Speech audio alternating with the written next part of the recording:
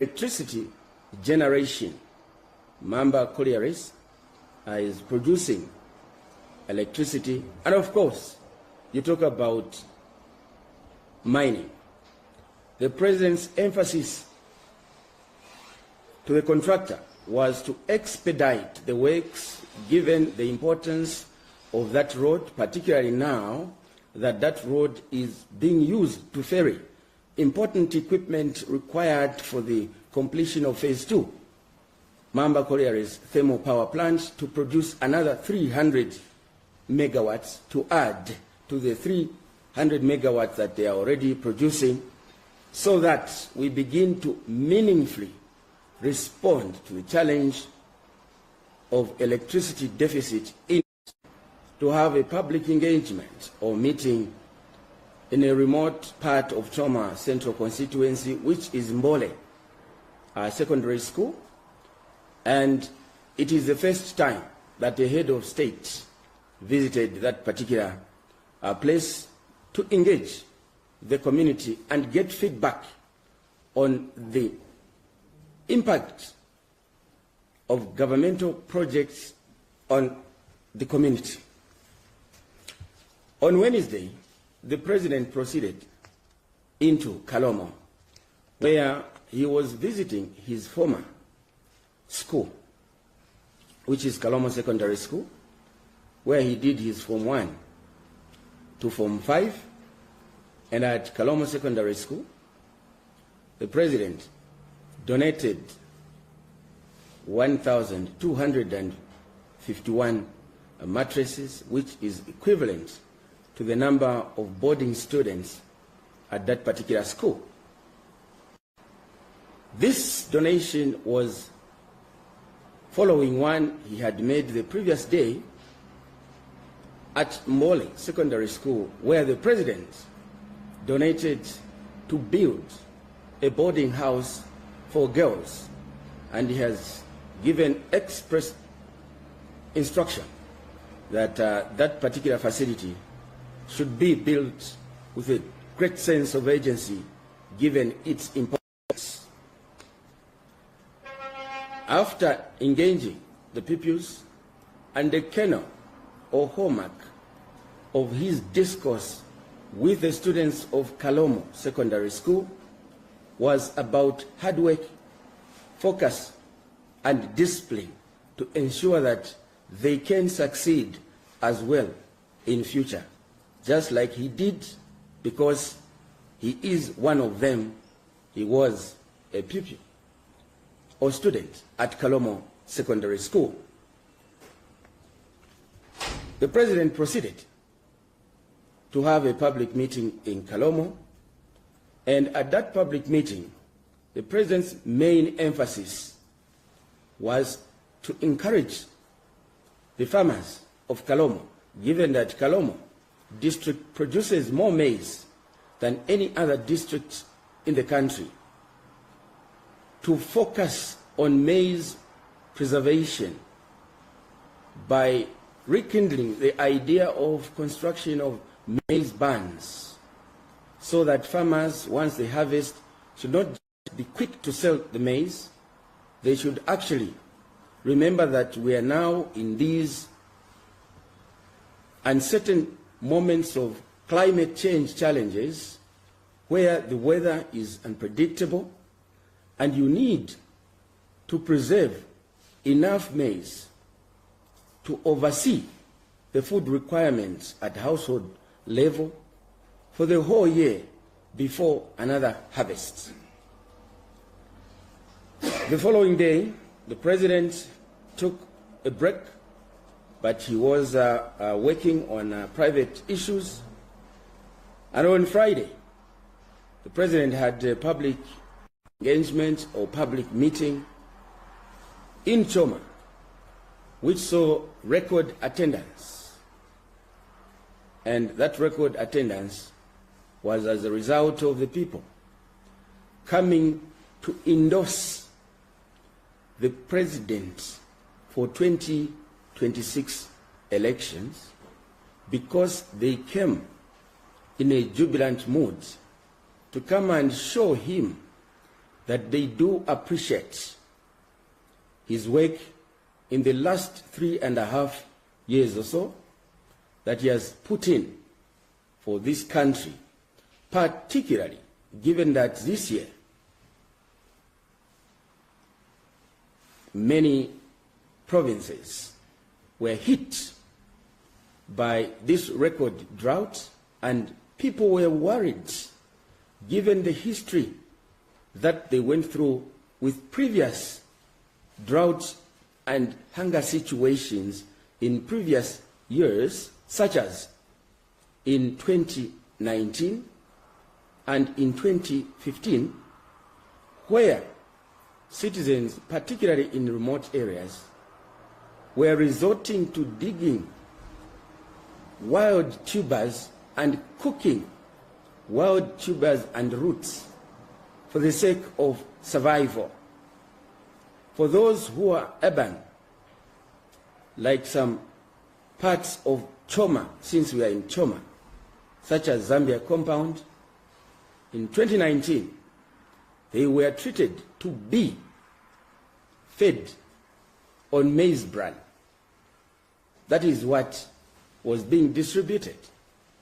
So, the citizens were worried about what this particular drought would mean if government was going to handle such matters as usual.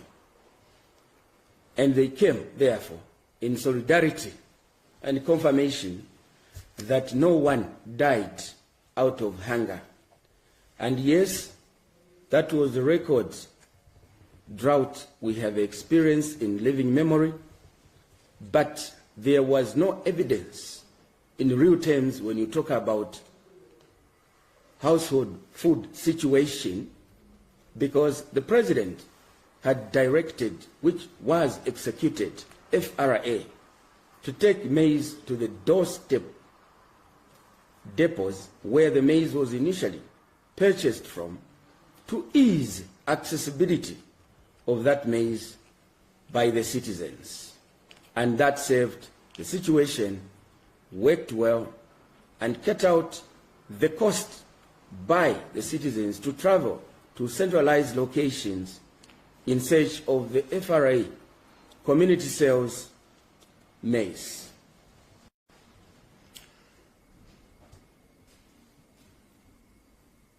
The following day,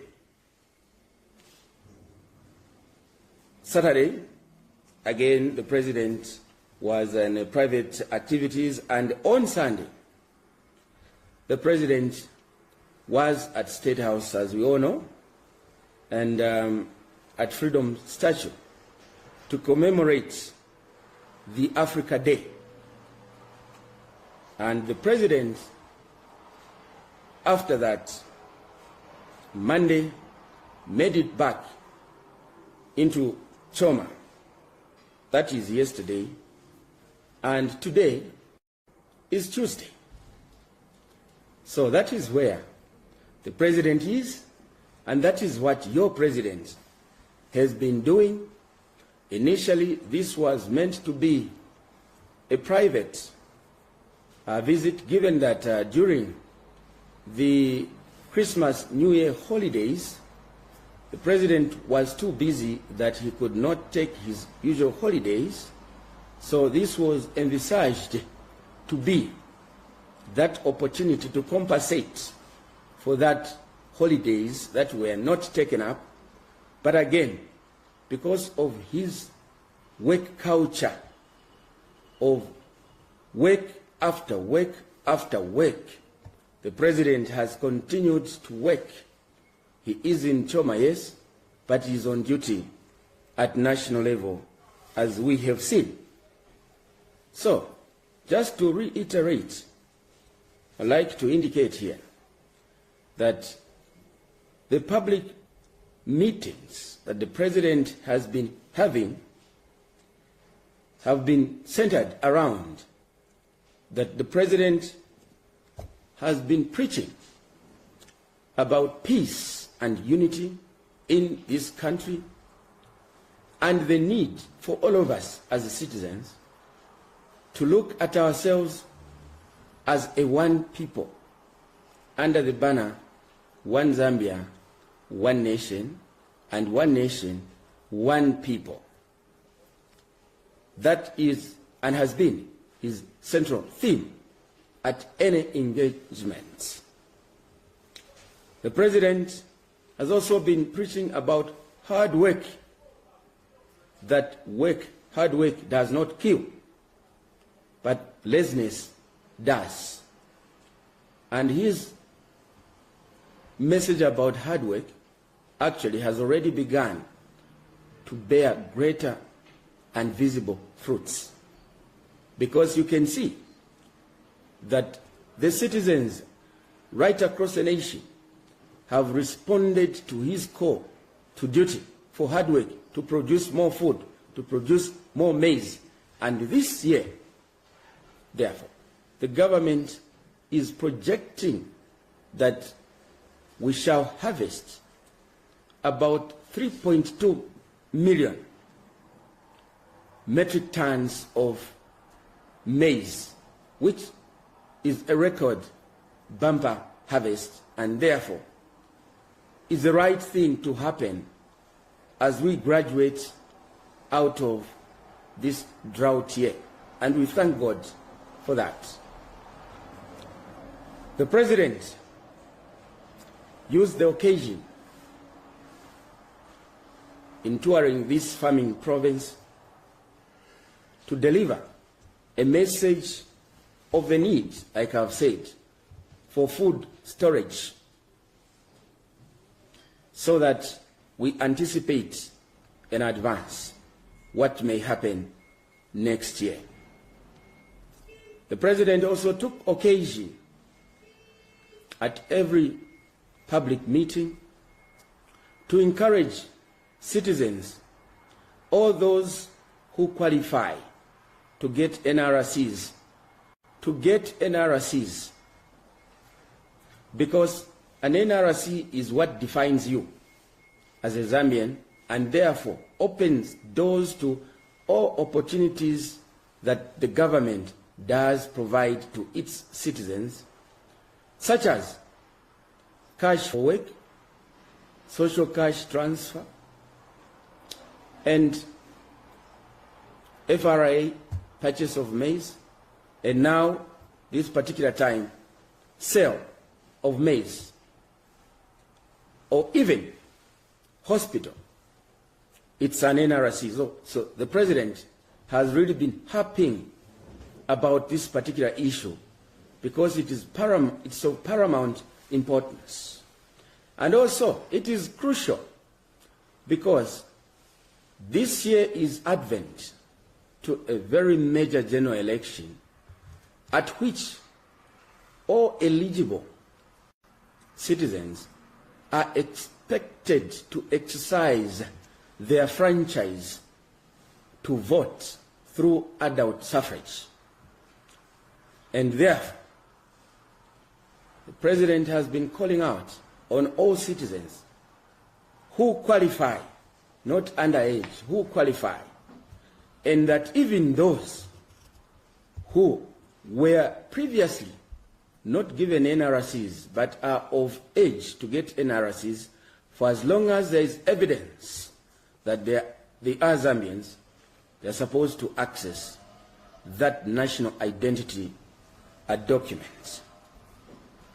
The President took occasion on this particular tour to highlight various scores that this government has made, successes in short, and also challenges that his administration has faced in the last 3.5 years or so.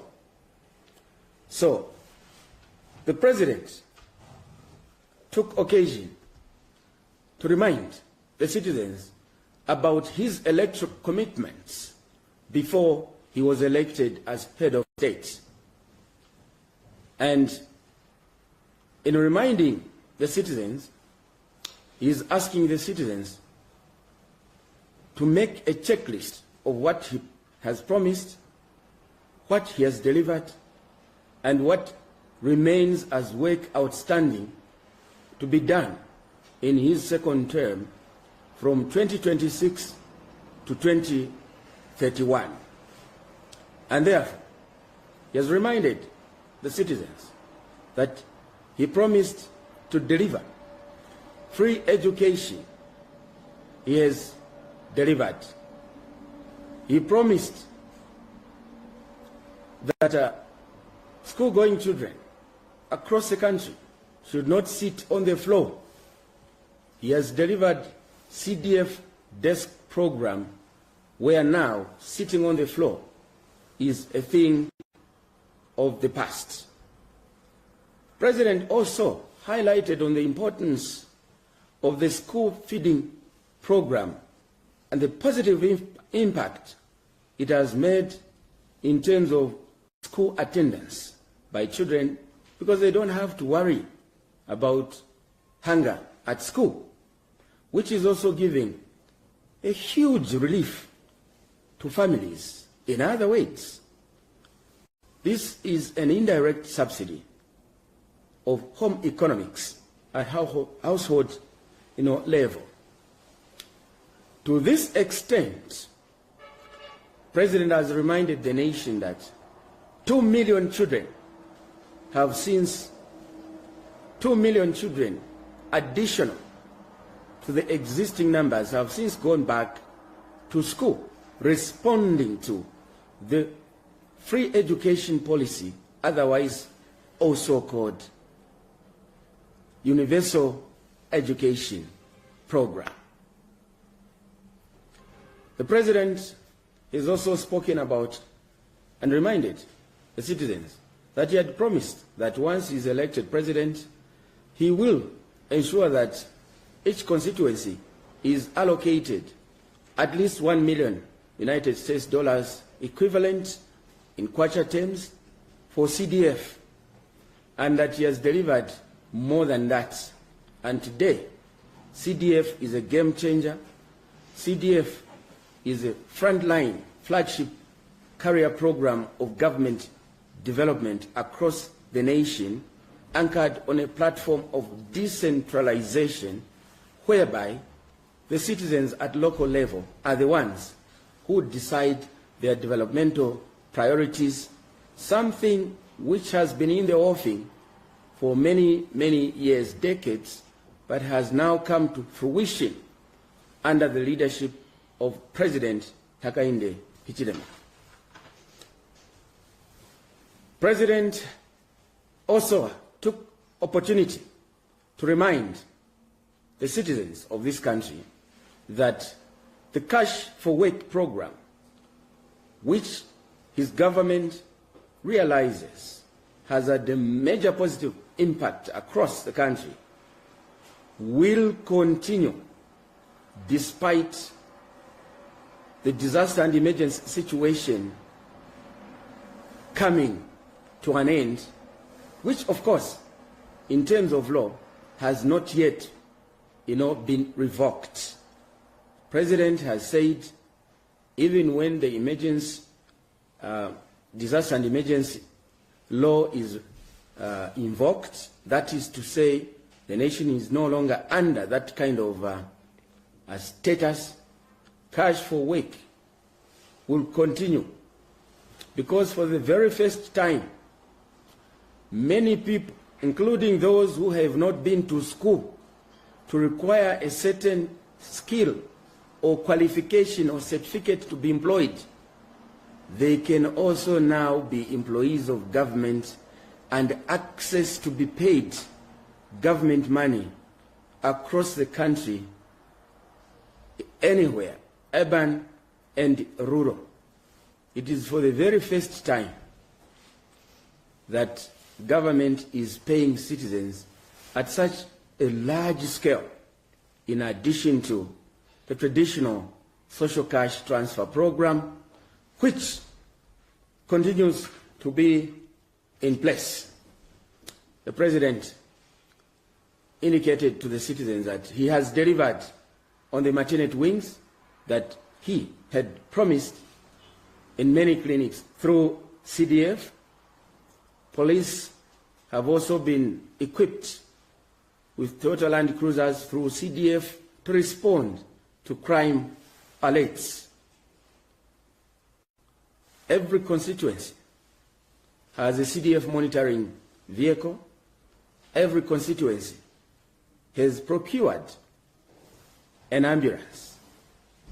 Every local authority, particularly in suburb towns and remote-based constituencies and or districts, have purchased earth-moving equipment, enabling the local authorities now to provide the service for which traditionally they are supposed to have been providing to the citizens by grading feeder roads leading to hinterlands and allowing, therefore, enhanced connectivity between productive zones of our country and the marketplace and or linkage to the main trunk roads for en route and onward carriage of the produce to markets locally and internationally.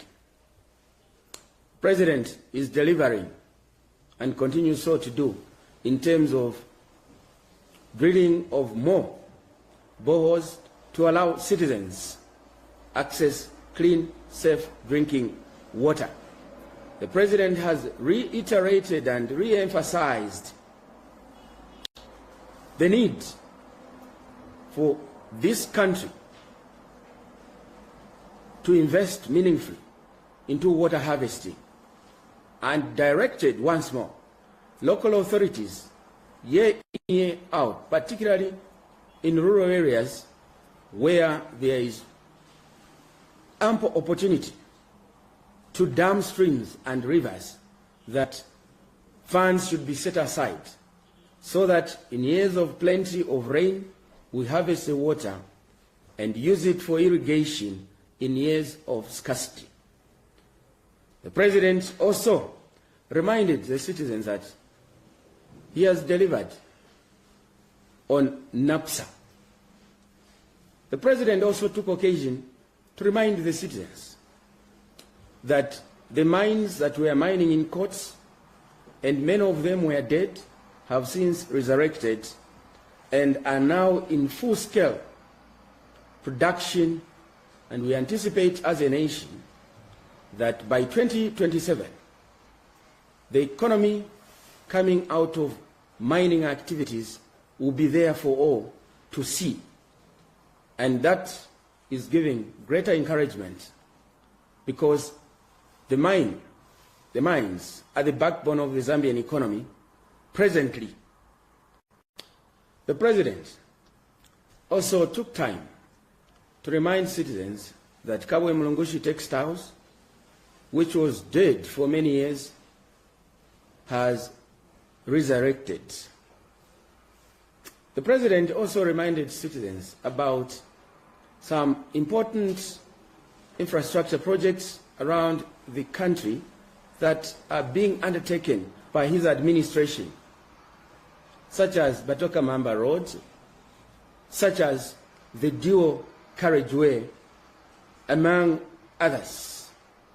The President also emphasized on the issue of the solar explosion program that he has instituted arising out of law reform, which has created open access regime or system allowing individual producers of solar power and any other power to be able to evacuate their power through the ZESCO grid and make it available to those who need it. And this is yielding greater results. It is anticipated that by December this year, the effect of the presidential solar explosion program will begin to bear greater fruit, because a number of solar grids will have been commissioned for commencement of production of power. We therefore, as government, are looking fervently to this taking place so that with or without sufficient rain, at least on the question of power and or electricity, the nation will be energy sufficient and energy secure. The President also reminded the nation that he had promised in opposition that once he is elected president, he will ensure that all retirees are paid, and he has delivered.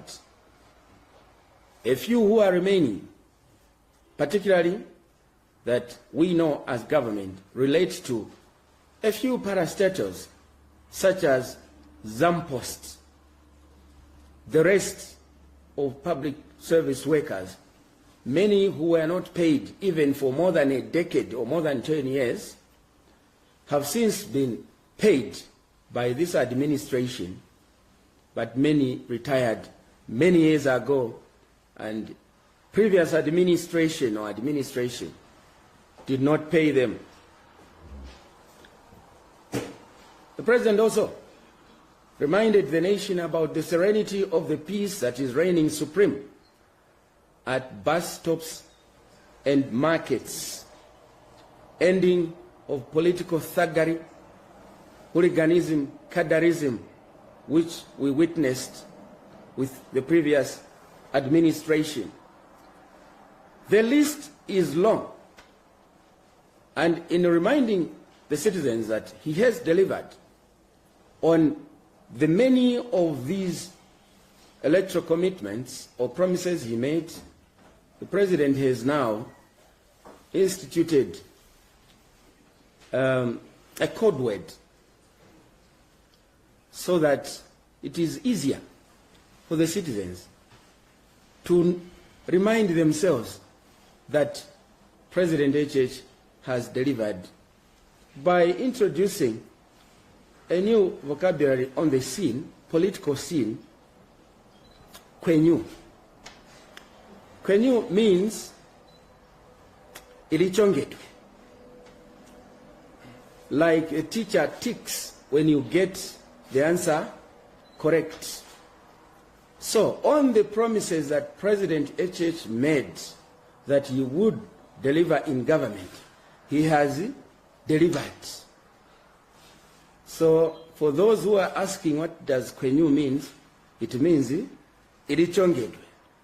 It means he has delivered, he has got it right, and therefore the citizens now, I've seen social media has gone awash that yes, he has delivered and therefore deserves, without any shadow of doubt, a second term, because leadership should be about delivering to the citizens of this country and not to yourselves, and that citizens should continue to place premium on leadership, because leadership and running a country is serious business.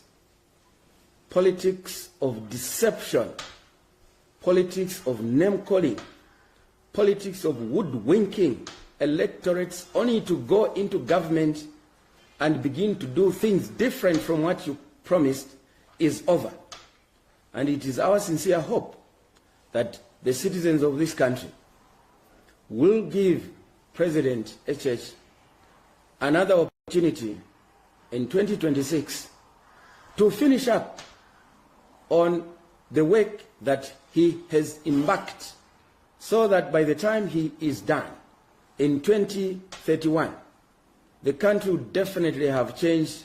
It will be different, and it will also be difficult for those vying for presidency to know that the leadership bar has been raised, that those who are jokers should leave this to serious people, because it is about the welfare of a country and the lives of its citizens. And once, as citizens, we reach that level where we place the highest premium on leadership, people who are joking around the question of wanting to grace public office will begin to have a second thought, because these are not games. This is serious business. If you get the wrong people into office, remember, you have 5 years stuck with those people. You cannot do anything to remove them. And they can sink a country down the way we saw what happened with the previous administration, leading now to what the president reminded the nation as what was his greatest challenge when he came into office. The debt stock, which was crippling the economy of this country to a level where we were de facto a junk economy by November 2020, when Zambia could no longer manage to pay its balance of payment responsibilities and therefore became a country in debt default. And the president, through his tenacity and hard work, commitment to duty, and also that he has exemplified leadership anchored on caliber of trustworthiness, and that he is a man of action, and that he does not waste public resources. The international community to whom Zambia borrowed money accepted to do debt restructuring when new. So it's very important for citizens to be able to take account of these many milestones that as a country we've gone through, because we did at one time have a sitting government that when President HH was saying, I'll come and offer free education, they were saying it's not possible. Where will he find money? As we are in government here, we can't even dream of offering free education. There is no money. They even went to an extent of withdrawing meal allowances from students at public universities. And when President HH said, I'll reinstate meal allowances to students at public universities, they said, where will he find the money? The president has delivered on that score, therefore, to manage and attain debt restructuring, which they had said when they were in office that was a mission impossible, that it was not possible that the creditors would agree to do debt restructuring. And now those people are in government. President HH has delivered. And now that leaves me to answer those people who I have seen, or we have seen, who are saying the constitutional amendments are meant for the preservation of President HH to win a second term. Let me be clear on this particular matter, that the 13 limited and targeted constitutional amendments that have now been codified into Bill number 7 of 2025 have got nothing whatsoever to do with the preservation of President HH as president in 2026 going forward. President HH will win easily and with a much bigger landslide victory in 2026 on account of these things that he promised to do and has delivered, and the nation can see that the country is changing right in front of their eyes. The constitutional amendments have got nothing to do with the re-election of President HH. The re-election of President HH is anchored on the things that he promised and has delivered, as we have all witnessed with our own eyes, and can now rightfully begin to imagine already a better future coming for this country. So those who are saying President HH wants to amend the Constitution, I think that the fairer way to say is that those statements are highly misplaced, they are malicious, vexatious, fallacious, and obnoxious, meant to mislead unsuspecting citizens that constitutional amendments have a hidden agenda. There is no hidden agenda whatsoever relating to and in respect with the proposed 13 constitutional amendments. And I understand when these statements are coming from those who were in government, the previous administration, because them, therefore, then had a hidden agenda through Bill 10. And I want to remind the nation that in orchestrating Bill 10, the previous administration of Patriotic Front began by enacting the National Dialogue Forum Act, wherein they put provisions targeting President HH as an individual, as leader of the opposition, and also targeting the members of parliament of the opposition.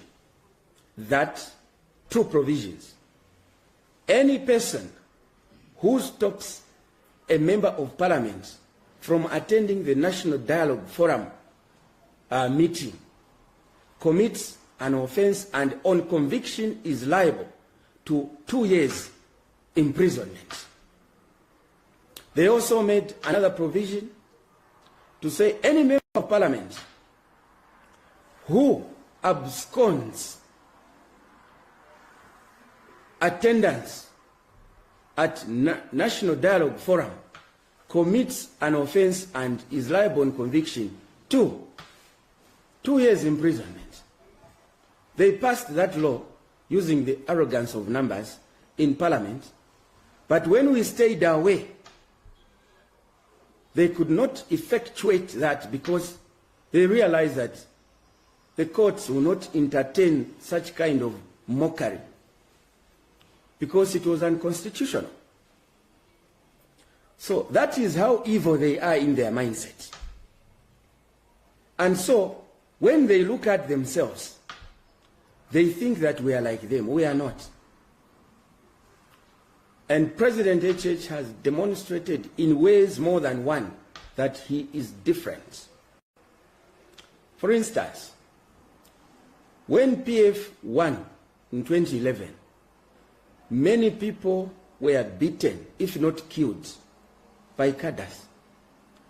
Houses, lodges, and other infrastructures were damaged and torched and gutted. A lodge in Lusaka belonging to Mr. William Banda was burnt down. Many people went into hiding for fear of political cadreism reprisals.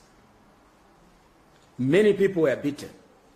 Violence was instituted and instigated by a sitting government then. And from that day, it became the order of the day until 12 August 2021, when they were voted out. And in between, they even added gassing citizens, just in order to get at HH and accuse him of treason. So when you have people who are like that, they think you in government are also like them.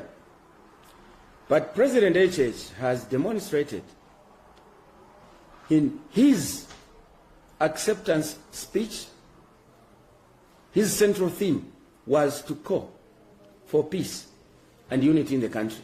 In accepting that he was now president-elect, he directed that no UPND cadre is going to follow anyone, no political violence no political cadreism, and that's the day we heard that whoever does political violence, you are on your own.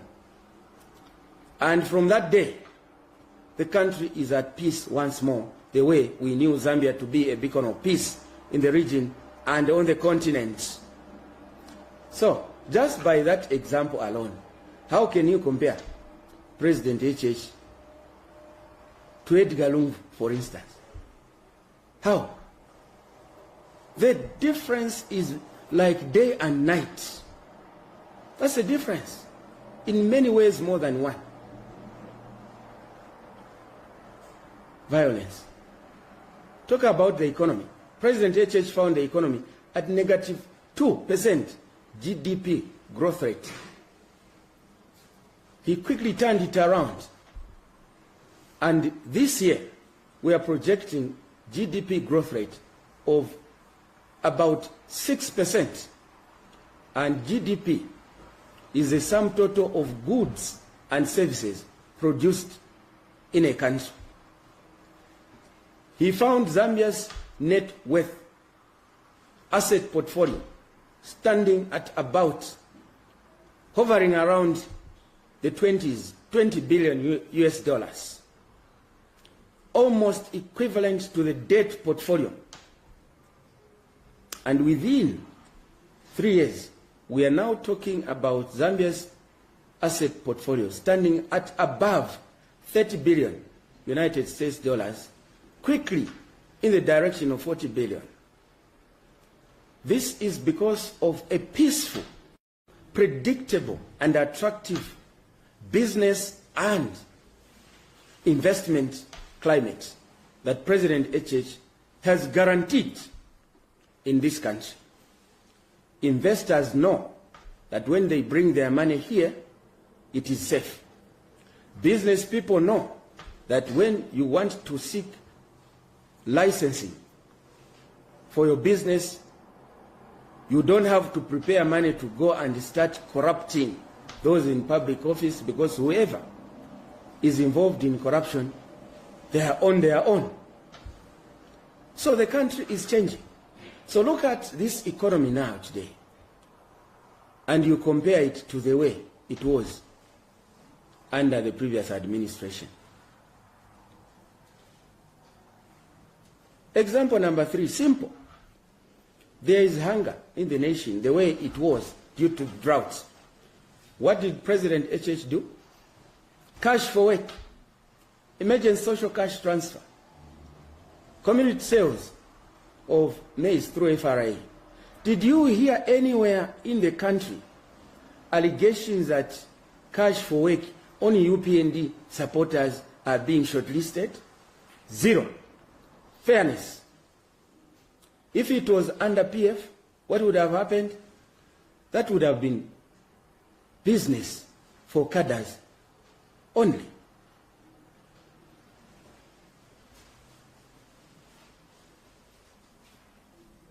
We recall that under the previous administration, when government wanted to give money, it were brown envelopes, tantamene, haphazardly to cadres.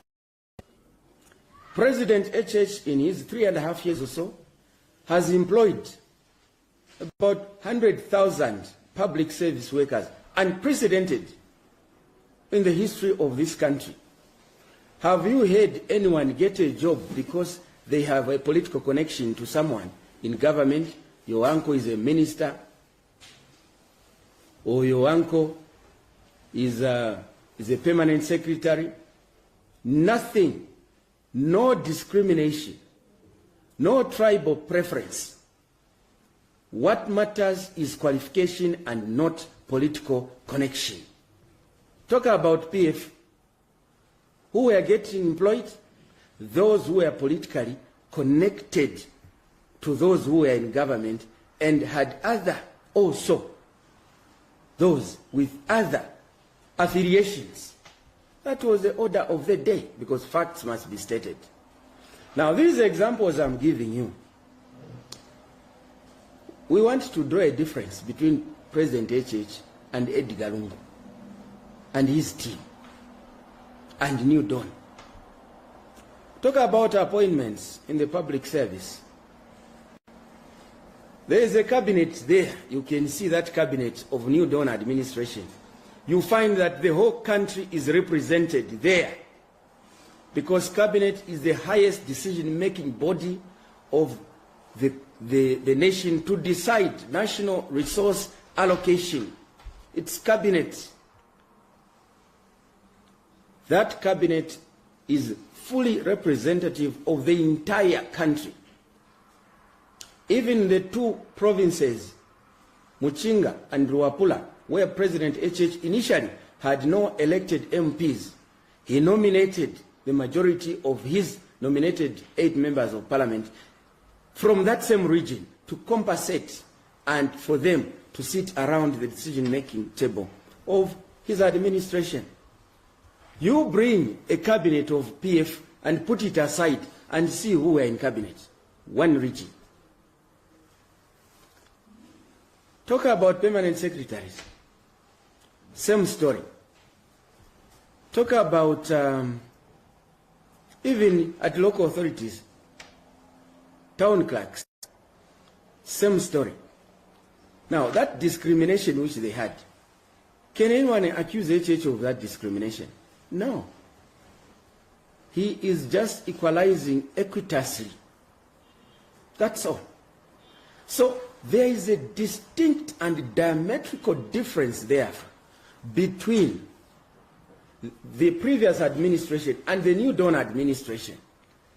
And thus, therefore, President HH can be trusted because this is a man who walks the talk. What he promises, he delivers. He promised that he will run a lean government. That's what he has done. He's supposed to have constitutionally 30 cabinet ministers. Count those who are there. Just about 25 MPs. And left these, 25 ministers.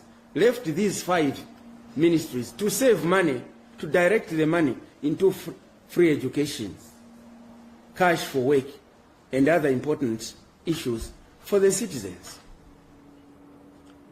What was the issue under PF? Totally different. So, President HH can be trusted. I have heard startling statements from some quarters of society, saying that Bill 10 is more frightening.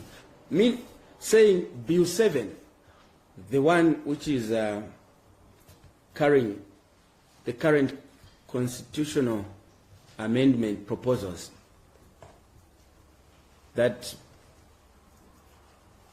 Bill number 7 of 2025 is more scary, frightening than Bill 10. Let me draw a few examples here. The citizens know by now the proposals under Bill 7, which is the current 13 proposed amendments. Let me show the difference with Bill 10 by way of responding to those who are saying this bill is frightening. Bill 10 of the previous administration. Number one, differences. The Bill 10, sought to amend Article 2 to delete Mount religious Christian, country, as provided for under Article 19. Now, the way the Constitution is now allows all religious groupings, even those who are not Christians, like Muslims, because we have quite a number of them, especially in Eastern Province, to have freedom of worship. They wanted that amended. We are not proposing anything of that sort under the proposed amendments. Number two, Article 8 of Bill 10 to include Christian morality and ethics as those were the controversies that they were bringing in their proposed amendments. Bill 10 proposed that Article 189(2) was to be amended of the Constitution, to be amended so that public service workers who retire are immediately removed on the payroll even before government pays them their terminal benefits. Because that is what Article 189 of the Constitution currently provides, that in line with the trajectory that President HH set up, that once you retire, that same year you are retiring, or the day you are retiring, you are also given your package. Now the threshold is 3 months. You retire within 3 months, you are paid. They were proposing through Bill 10 that you be removed from the payroll. So in that 3 months, what were you going to be doing? And when they were in office, it wasn't 3 months. It was many years. They wanted former public service workers to go into destitution. That is what we are opposing through Bill 10. Bill 10 proposed to repeal Article 165 on chiefs' recognition that government itself should be the one who says you are a chief, you are not. Because the current constitution under Article 165 provides that recognition of who becomes chief is a preserve of the clan that has the hereditary blood of that particular lineage. Because they are the ones who know their family tree. So that you depoliticize the selection of chiefs, and also that chiefs should not feel that they are chiefs because it's government who put them there, but rather that it is an inheritance through blood. That is what we are opposing to amend through Bill 10. We are not proposing something like that under the current proposed constitutional amendments. Bill 10 was proposing the abolishment of Article 63(2) of the current Constitution, which empowers the National Assembly to approve public debt in Congole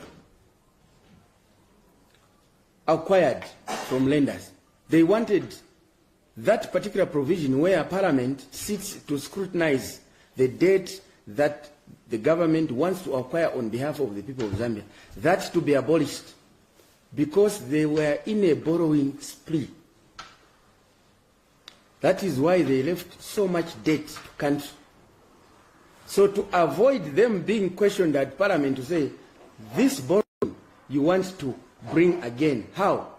They said, let us abolish this particular law so that Parliament has no say on debt acquisition. That is what we are opposing through Bill 10. For those who are asking and those who are saying, but what's the difference between Bill 10 and Bill 7? Those are the things we are opposing. Bill 10 was proposing the reintroduction of deputy ministers via Article 117A of that particular bill. Actually, the articles I'm quoting are Bill 10 articles. And also the articles as cross-referenced to the current constitution. They wanted deputy ministers to be reintroduced when it is very loud and clear to be acting minister. The same way now, Honorable Dr. Mchima is in Geneva for World Health Conferences. And I'm the acting Minister of Health. Now, would it make sense? I'm acting Minister of Health. What role is a deputy minister performing? Just to sit in the office and wave a flag and drive around and get a salary higher than the MP.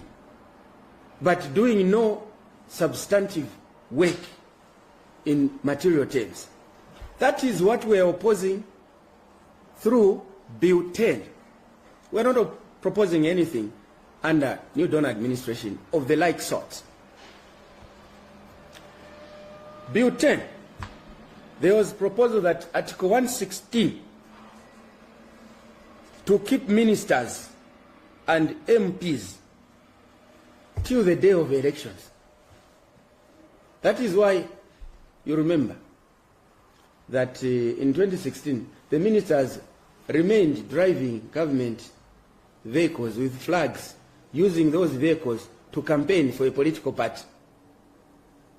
And to date, they have never individually paid back to government, except Harry Kalaba. The rest were just told that a secret donor paid for them. And I can't rule out a construction that that secret donor also got something in return.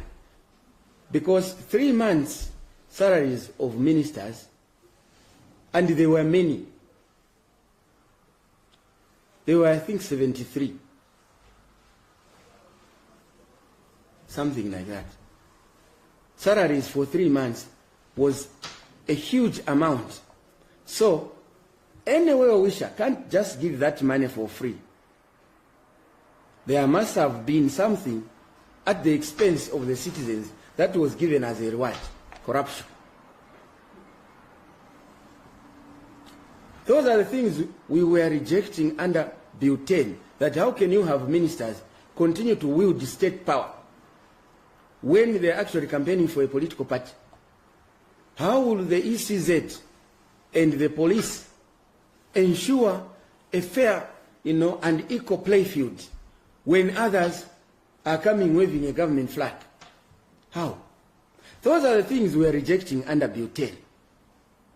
And Madam Linda Kasonde knows this, that I'm saying. So for her to say that Bill 7 is more frightening than Bill 10 is mind-shattering to me, because she knows the contents of Bill 10. Maybe it's just a way of opposing governments. Bill 10 sought to amend Article 186 so that all public service workers who wanted to contest as member of parliament, mayor or councillor, or even president, that you must retire 2 years before the year of elections. That's what we are rejecting under Bill 10. Those were the contents of Bill 10, because many of those who were there looked at their caliber and were scared that in their constituencies, if somebody vibrant from the civil service joins the race to Mandahill last minute, people might have an alternative of better representation in parliament. So they wanted to use the back door, to use parliament to bar citizens who are in the public service not to contest elections, by way of requiring that you resign 2 years before elections. That was very discriminatory and actually unconstitutional, because it was an affront to the right of assembly. I mean, the right of association, and also expression. Expression is not just talking. It is the things you also do. So those are issues we are saying we will not support, that one who wants to stand should resign 2 years before. What are you scared of? Allow for democracy to prevail. Let someone resign today and tomorrow he files in nominations. Then the people choose. Those are the things we are rejecting under Bill 10. Bill 10, lastly, that Article 101 was to be abolished or amended so that the rerun which is provided in the Constitution, that if you do not get 50% plus 1 vote, you go for a rerun.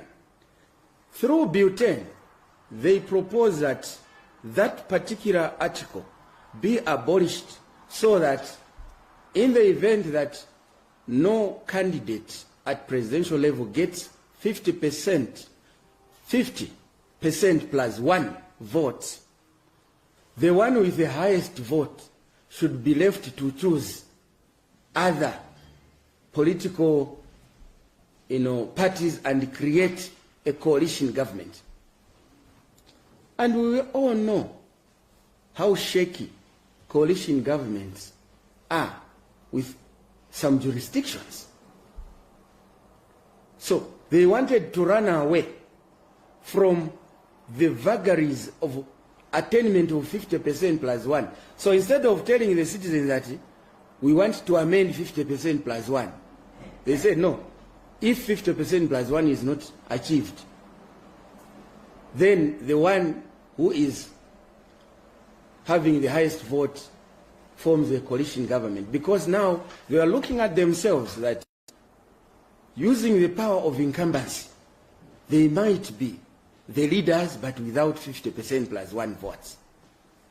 And therefore, they will call Sean Tembo, Hari Kalaba, and I don't know these leaders of the one man, one party kind of affair, that they will form a coalition government. Those are the issues, citizens, we were rejecting. Nowadays, life has become easy. Google Bill 10, Zambian proposed amendment. You read on your own. These were the provisions of Bill 10 that we were opposing. So how can you compare the current constitutional amendments to increase women, youth, and different abled representation in parliament? How does that become frightening? To find a way of limiting by-elections, to delimitate constituencies. Delimitation is a constitutional provision, I think under Article 58 of the Constitution of the Republic of Zambia, which empowers the ECZ interludely to delimitate wards and constituencies, because it is expected that the number of voters progressively does increase going forward because of population increase. It's a constitutional provision. It is not an initiation of President HH and his administration. Zero. And further, like I have indicated to this nation before, with the documentary evidence, I have produced that later on several and diverse days, that on 23rd November 2023, J. Banda, MP for Petauke, then, is the one who wrote a letter to the Speaker on behalf of all the members of Parliament who sat at the amphitheater of Parliament to agree constitutional amendments. The amendments we agreed as members of Parliament were 6, which are contained here. What has taken the list to 13 is just things like definition of a child, to put it in line with the Code Bill definition as well as the Constitution. Issue to do with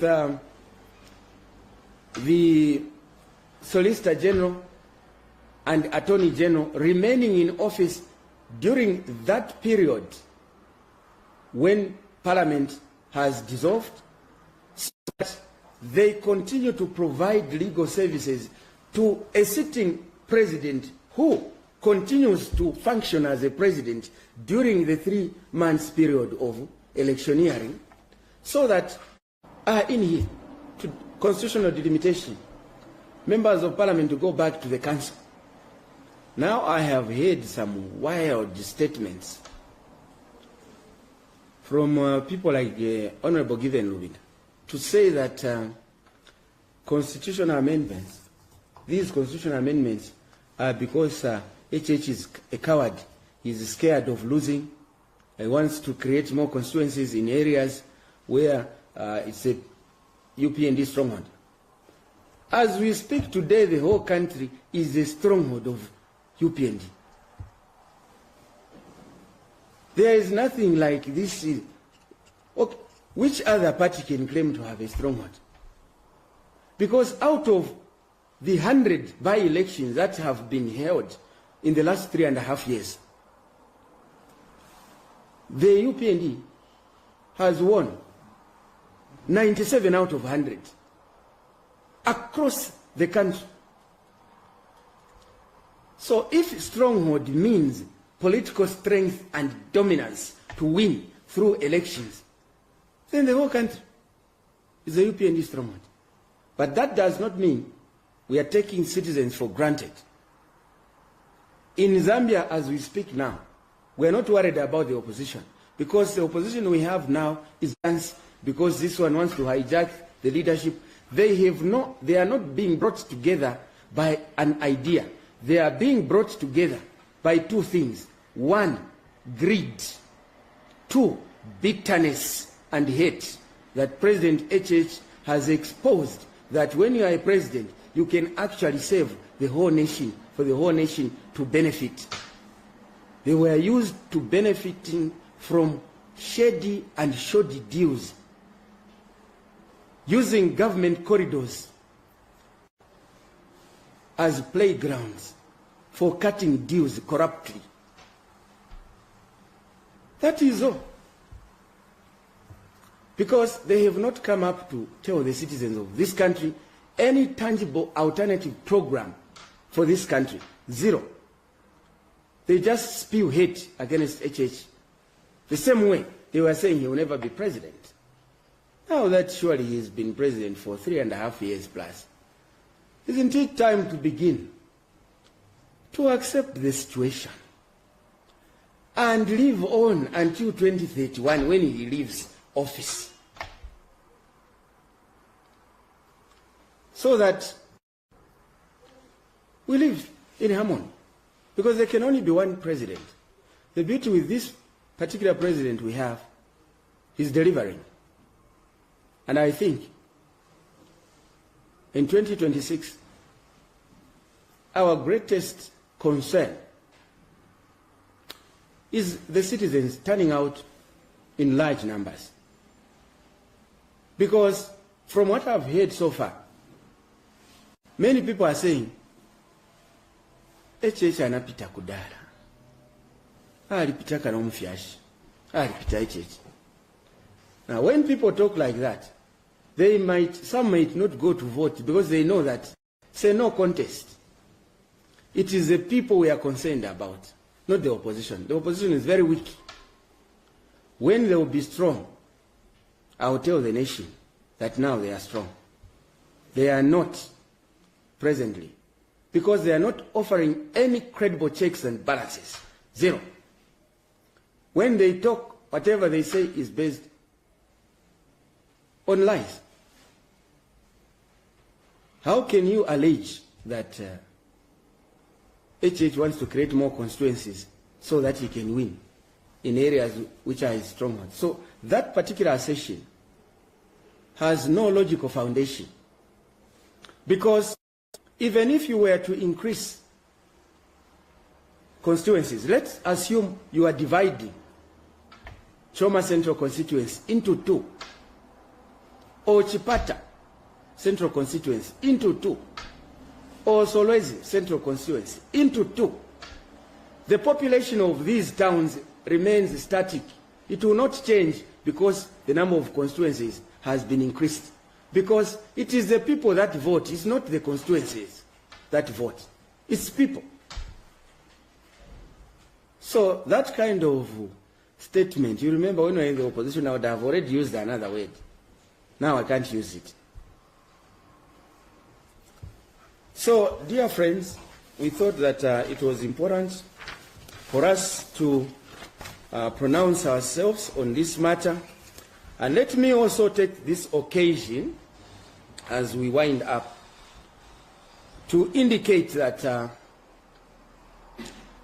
the Patriotic Front top leadership, particularly the senior members of Parliament of the Patriotic Front, should accept to take and shoulder the blame for the arrest and subsequent conviction of Honorable Muniye Zulu and Honorable Maureen, I think Honorable Kafwaya as well. These are senior MPs. And as Honorable Muniye Zulu was making those statements that have earned him a conviction, they were busy clapping for him. Meaning at law, they were abetting and aiding him to commit an offense. And I'm now wondering, as a policeman, myself, both as a lawyer and as a policeman, because I stumbled into this law, I'm wondering why police have not considered taking action on those two. They cannot cause two young people to lose their seats. And I told them, myself, this they know. I told them that you senior MPs of PF, you are going to get these young MPs in trouble with the law, because the things they are saying, you are there, you are clapping, instead of stopping them or asking them to withdraw publicly. How can you have a president to be your spokesperson? You sit and start clapping for them. They should take responsibility for the loss of those two seats by those two, young people. And speaking as a parliamentarian there for myself, this has hit me because I warned them that they needed to guide. My name is Joy and Pleasant.